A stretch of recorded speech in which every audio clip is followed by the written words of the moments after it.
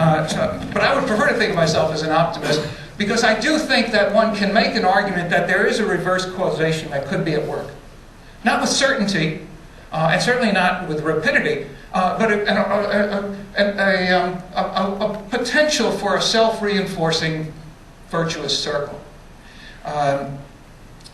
The argument is, as I said before, basically that financial cooperation at some level can ease security tensions enough so that at some point there may be a willingness to move to the next level. In the social science literature, the notion of punctuated equilibrium has become fairly common to explain policy behavior and the discontinuities, or Tom, the non-linearities of public policy. Basically, what we see repeatedly in all kinds of contexts is the sustained periods of relative stability, and then short bursts of reform, of reforming zeal, of new commitments, what we can call punctuated equilibrium. We can see it certainly in East Asia. As I said, before 1997, there was academic talk, but not any action. And then suddenly, after that crisis, we got these significant reforms: the bond market initiative, the bond fund, and of course CMI. And then there was a period of stasis again, relatively little change. And then after the great global crisis that we're still coming out of, multilateralization. So there does seem to be something like this at work. The question is, of course, what drives the process? Now, I would argue that what's involved are two things, two ingredients.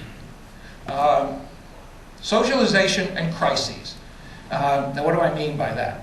Socialization. The idea of socialization is the notion that if an agreement is made to work together on something, that over time this can create a sense of cohesion, a sense of solidarity, a sense of common identity and common interest.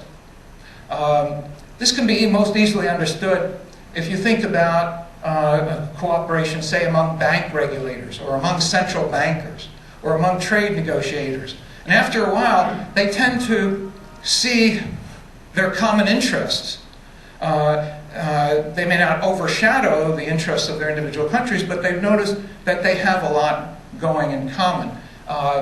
The political economy literature refers to this as epistemic communities, or transgovernmental elite networks. But these things are real, and over time can contribute to a sense of cohesion that can lead to a willingness to contemplate further steps toward cooperation and commitment. This is not a new idea in and of itself. Any sociologist in the room probably would say, "Oh, Cohen only read the sociology literature. You'd know that this is something we've talked about for a long time." There is, in fact, a sociology literature. It's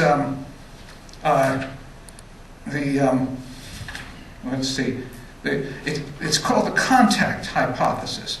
The notion that as people are in contact more, they begin to develop a sense of common interest or common identity. My argument would be that by itself, clearly, that's insufficient. It may be necessary to have this process of socialization, but it's not sufficient. The reason it's not sufficient is because it's a very gradual process. And you know the old story about the frog in a pot of water. If you put a frog into a pot of water and turn the heat up gradually, I've never run the experiment, so I can't be sure, but they say that the frog will simply sit in there and allow itself to be boiled to death. But if you throw it into a hot pot of water, it'll jump out again. Now, that's the analogy I have in mind. What you need is the equivalent of boiling water. The boiling water is provided by crisis. crisis, you know, it's a classic definition of crisis from Charles Herman. It has three critical dimensions: high threat, short decision time, and element of surprise. Now, you know, we usually think of crises as regrettable, damaging, something we just as soon avoid. But crises can play a positive role as well. It's very important to recognize that crisis can also play a positive role in spurring creative and constructive action. The Chinese symbol for crisis combines two elements: danger and opportunity. Right? And a crisis is dangerous, but it can also provide an opportunity. Or, if you want a more important source than the Chinese language, not more important, but better known in certain places, I could quote Rahm Emanuel. Okay, Rahm Emanuel, who said on one of the Sunday news broadcasts one day, shortly after the Obama administration came into office, quote, "Never allow a crisis to go to waste. They are opportunities to do big things." Never let a crisis go to waste. Well, you know, that's the positive role of crisis. Crisis can overcome resistance. If you've laid the foundation through socialization, and then a crisis comes along, it can overcome resistance, overcome inertia, and allow you to move to a new level. And I think that that's the way to understand what happened after the 97-98 crisis, and that's the way to understand the multilateralization of CMI, the successful multilateralization of CMI in the last year. But it's important to understand that this is not inevitable. It's not inevitable, first of all, because crises are, by definition, unpredictable. One of Rumsfeld's, you know, unknown unknowns. We can't, you know, count on them happening with regular frequency and so on. We also have to remember that they're still constrained by the larger security setting. And then thirdly, crises themselves differ. And not every crisis is likely to stimulate the same impulse for cooperation, for closer cooperation. What made the crises of 97-98 and the more recent crisis, what made them constructive was two characteristics. First of all, that they impacted on the entire region, not just on one or two countries, but on the entire region to a greater or lesser extent. And secondly, that they exposed a sense of vulnerability. And that helped to stimulate interest in a new initiative of mutual insurance. The bottom line, though, is that these things are not inevitable. It's not going to be rapid, but it's possible. And so, trying to be an optimist, I conclude that further financial cooperation, beyond the modest achievements so far, further movement is possible. I just don't expect it to be either very rapid or very deep for a long time. Is that optimistic or pessimistic? I'll leave it to you.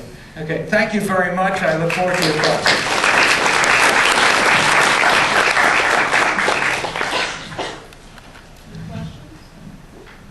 Well, who else? Just to get it started. We know that adjustable peg exchange rate regimes tend to be highly crisis prone. Or at least many of us believe that. So, based on your talk, should I switch my views and advocate that for Asia so they'll have a good crisis to promote cooperation? Very funny. No, it's serious. I can always count on Tom for a good joke. Now, is there a serious question? No. Okay, Tom. You and I both know that if there are underlying difficulties in economies, that they're going to appear one way or another. And if it doesn't show up in the exchange rate, it'll show up in some other form. I mean, it's been very interesting to watch what's happened in Europe over the last 3 years. When the crisis broke, when the global crisis broke, starting with the bust of the housing market in the United States in mid-2007,